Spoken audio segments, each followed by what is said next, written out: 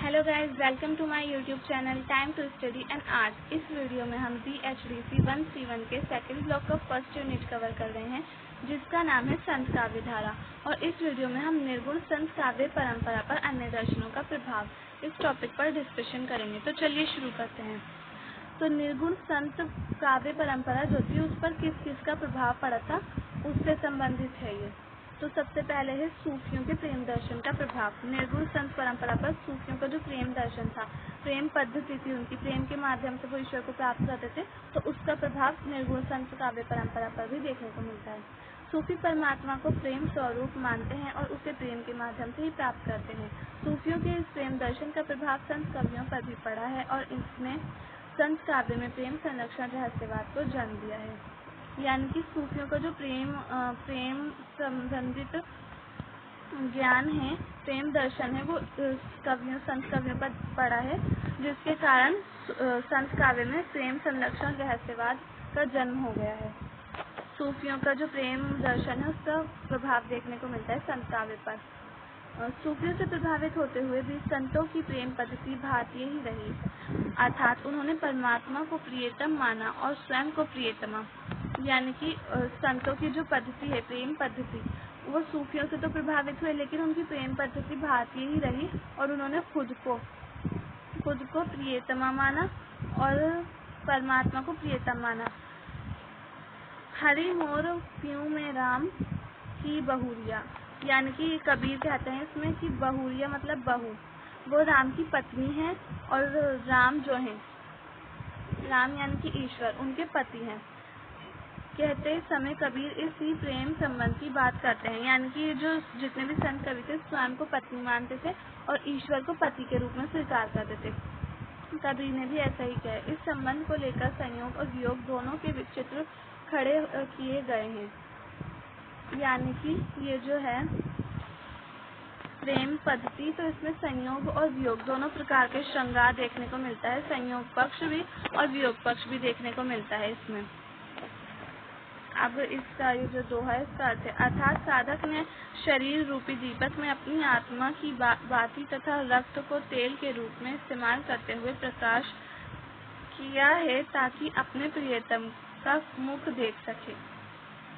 परमात्मा के साथ पति पत्नी संबंध के अतिरिक्त उसे माता पिता सखा आदि के रूप में भी संतों ने देखा है और ये भी रहस्यवाद है।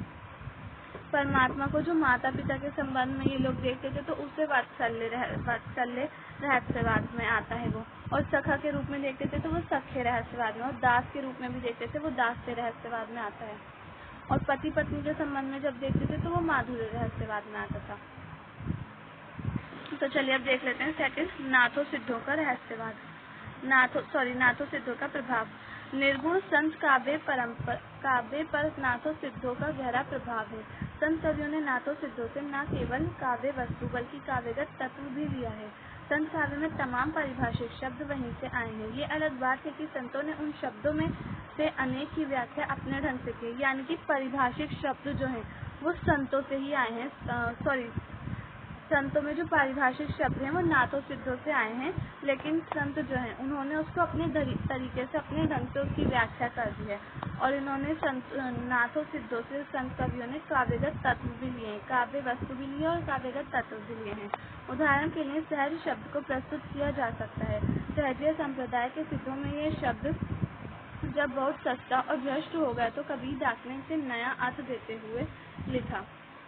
सहज सहज सबको कहे, सहज ना चीन्हे कोई, जिन्हा सहजे विषया तजी, सहज कहीजे सोई। यानी कि जो नाथ सिद्ध थे, इनके काव्य में सहज शब्द बहुत ज़्यादा भ्रष्ट हो गया था और खराब तरीके से हो गया था, तो कबीर ने इसको नए ढंग से प्रस्तुत किया। यहाँ पर हर कोई सहज सहज कहता है, पर सहज का कोई अर्थ नहीं जानता। जिस व्यक्ति ने समस्त विषय वासना का त्याग कर दिया हो, वही सहज है। कबीर ये बताते हैं सहज के बारे में। इस दोहे का अर्थ है ये। अब है वैष्णव चिंतन परंपरा। निर्गुण धारा के संत कवियों पर वैष्णव चिंतन परंपरा का गहरा प्रभाव है। वैष्णवों के प्रति कबीर आदि संतों की इस अतिरिक्त श्रद्धा का कारण यही है कि उन्हें राम गोपाल आदि नाम ही वैष्णवों से नहीं मिले हैं, अपितु इनके प्रति भक्ति भावना भी वैष्णवों से ही मिली है।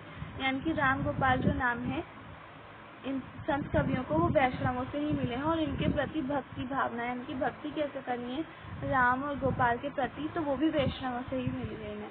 निर्गुण निराकार ब्रह्म की उपासना होने पर भी जब संत भक्ति के प्रभाव में बहने लगते हैं तो वे सगुण उपासक की तरह लगने लगते हैं।